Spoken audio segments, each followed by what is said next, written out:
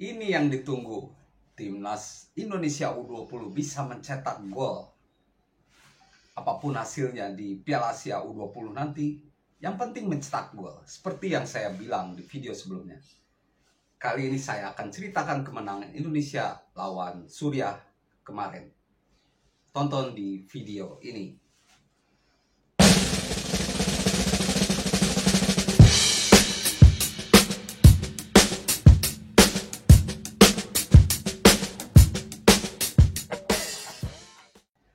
Halo teman-teman, jumpa lagi dengan saya Depri Saifullah. Terima kasih pastinya buat subscriber baru yang ikut bergabung dengan saya di vlog olahraga atau sepak bola ini. Kita sekarang bicara soal timnas U20 yang baru saja meraih kemenangan lawan Suriah dengan skor 1-0. Gol tunggal Indonesia dicetak oleh Hoki Caraka di menit ke-35. Inilah yang kita tunggu, karena seperti yang saya bilang sebelumnya, Indonesia harus bisa mencetak gol, karena saat melawan Irak peluang kita sangat banyak, dan itu dilakukan oleh timnas U20 saat melawan Suriah. Lalu bagaimana ke depannya? Saya melihat kita ulas dulu pertandingan melawan Suriah ya. Timnas U20 banyak berubah di pertandingan ini. Tentunya ini semua berkat polesan Sintayong. Sintayong mungkin tahu apa yang harus dievaluasi oleh dia untuk mengubah Indonesia.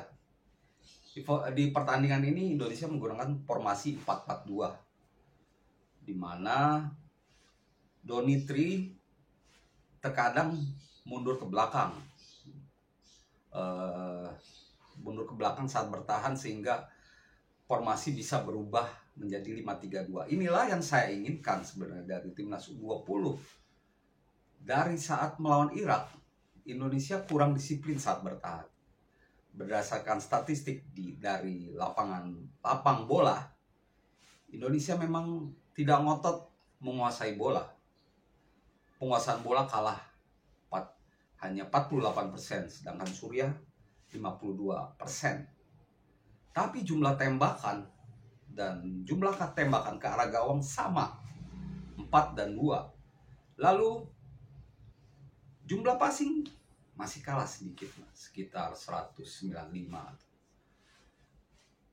Memang inilah yang saya inginkan dari timnas U20 ya, dimana cepat saat menyerang dan disiplin saat bertahan. Saat melawan Irak itu tidak diperlihatkan oleh Hoki Caraka dan kawan-kawan. Timnas U20 lebih sering menyerang ke depan dan kedodoran saat bertahan. Walaupun saya yakin formasi strategi STI sama seperti saat melawan Rusia, cuman mungkin ada kesalahan atau memang pemain Irak lebih bagus. Tapi Suriah juga bukan lawan mudah ya. Mereka juga lolos dari kualifikasi Piala Asia dengan bagus. Mereka bersaing dengan Yaman yang menjadi juara grup E atau F gitu ya di pra Piala Asia U20 lalu. Di tim senior juga mereka punya peringkat 90 ranking FIFA. Ranking FIFA-nya 90. Jadi Suriah bukan lawan enteng. Jadi kemenangan ini sangat menggembirakan, dan itu semua terjadi berkat polesan STY yang tahu apa yang harus dilakukan. Polesan, tapi tentu harus ada perubahan juga, dan ternyata pilihan pemain yang dilakukan oleh STY cukup ampuh. Dia memasukkan Robbie Darwish, lalu Robbie Darwish salah satunya yang menjadi starter. Lalu ada juga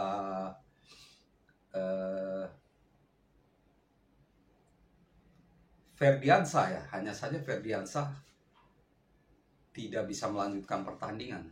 Formasi ini bagus ternyata, dan Sepertinya ini akan dipakai juga saat melawan Uzbekistan di laga terakhir ya. Seperti yang saya sebutkan tadi bahwa Indonesia tampil disiplin bertahan dan cepat saat menyerang. Dan Hoki Caraka sebagai striker melakukan tugasnya dengan baik.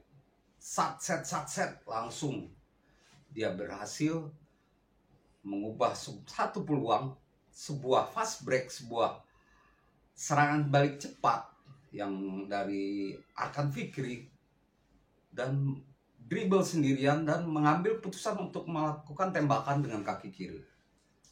Inilah Hoki Caraka. Ini baru hoki gitu.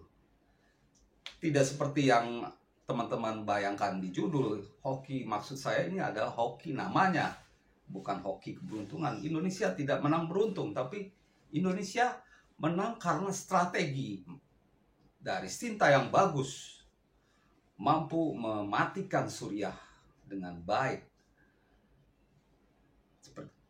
Seperti yang saya belum bilang sebelumnya, bahwa selain strategi yang bagus, instruksi yang bagus, STY juga melakukan pemilihan pemain yang tepat.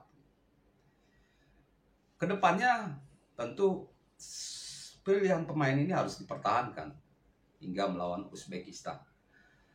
Kembali lawan Suriah, bahwa saya melihat bahwa kedisiplinan inilah yang harus dimiliki oleh Indonesia. Khusus Hoki Caraka, dia sepertinya akan terus diberi kesempatan sebagai starter. Dan memang sejak era STY menangani U20, Hoki Caraka adalah salah satu bintangnya gitu ya di timnas U20. Sejauh ini dia udah mencetak 8 gol untuk timnas U20. 4 gol di AFF 20, lalu 3 gol di kualifikasi Piala Asia, dan 1 gol di Piala Asia U20. Satu lagi striker Indonesia yaitu Rabani Tasnim. Tapi STY tidak pernah menduetkan dua striker ini. Dia lebih senang menduetkan dengan Ronaldo Kuate. Kalau ada Marcelino, ini akan lebih seru lagi. Memang timnas U20 di Piala Asia ini tidak komplit. Maka itu kemenangan kemarin sudah lumayan menurut saya. Dan STY harus mempertahankan skuad ini saat melawan Uzbekistan di laga terakhir, yang pasti menjadi laga paling sulit karena Uzbekistan selangkah lagi lolos dengan 2 kemenangan. Lawan Suriah 2-0 dan menang 1-0 lawan Irak. Meski begitu, timnas U20 jangan takut, karena timnas U20 membuktikan bahwa kita bisa mengalahkan tim manapun, termasuk Suriah yang susah. Tidak seperti dibayangkan mereka tim di bawah kita, tidak. Suriah bagus. Buktinya penguasaan bola mereka lebih tinggi. Itu artinya mereka juga punya kualitas. Dan patut diacungi jempol juga usaha-usaha dari pemain timnas untuk bertahan ya. Inilah yang saya inginkan gitu dari timnas U20. Terus bertahan dengan baik dan fast break saat menyerang. Ada peluang langsung manfaatkan. Inilah sepak bola modern. Inilah yang saya lihat saat di Piala AFF U20 atau kualifikasi Piala Asia. Saat melawan Irak memang kacau balau, seakan-akan adaptasi lagi gitu. Tapi saya yakin anak-anak ini memang udah lama bersatu gitu. Sebelum TC di Jakarta, tahun lalu mereka juga sudah berkumpul hampir 2 bulan di Eropa. Jadi udah ngeblend sangat baik dan seharusnya tidak masalah untuk pertandingan-pertandingan berikutnya. Dan sekali lagi, pilihan pemain yang dilakukan Sintayong sangat baik. Dava Fasya luar biasa. Kalau tidak ada kiper muda Borneo FC ini mungkin udah 1-1 ya saat melawan Surya sekitar babak kedua. Dia menepis sundulan dari pemain Surya. Maka itu saya punya keyakinan saat melawan Uzbekistan di laga terakhir, Indonesia paling tidak menang 1-0 lah, tidak apa-apa. Kalaupun gagal tidak masalah. Saat ini peluang masih terbuka. Memang di laga terakhir Irak akan mengincar tiket lolos ke perempat final juga saat melawan Suriah. Tapi Suriah tentu tidak mau kalah terus ya. Saya yakin akan fight. Kalau Irak imbang dan Indonesia menang, maka Indonesia dan Uzbekistan yang lolos. Kita harap permainan seperti saat melawan Suriah keluar lagi saat melawan Uzbekistan. Dan STI sudah memilih pemain-pemain yang tepat. Kakang Rudianto, Muhammad Ferrari, Zaki Ashraf di kanan, lalu ada Robi Darwish ya, lalu ada Donitri di sayap kiri, Cece Ferdiansa atau Reza Aditya mungkin bisa, atau Afrianto Niko masih ada, atau ada juga Hugo Samir. Nah, Hugo Samir sejauh ini selalu dicadangkan. Mungkin di laga melawan Uzbekistan harus dicoba untuk jadi starter sebagai winger kanan. Sedangkan di tengah ada Arkan Fikri dan Ahmad Maulana sepertinya cukup baik ya.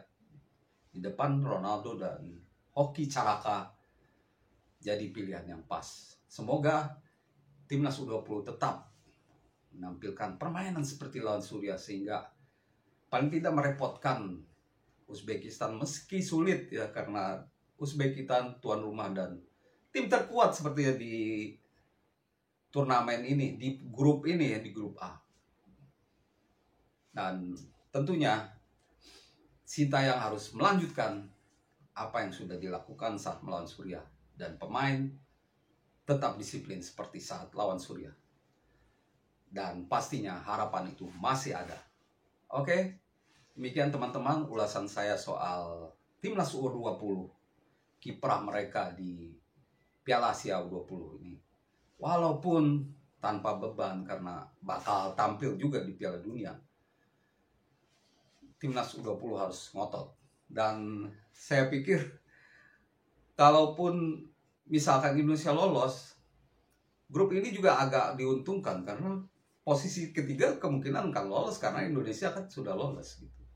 Cuman Indonesia ini punya kepentingan sendiri untuk lolos ke perempat final dan ini akan membuat sejarah bagi Indonesia.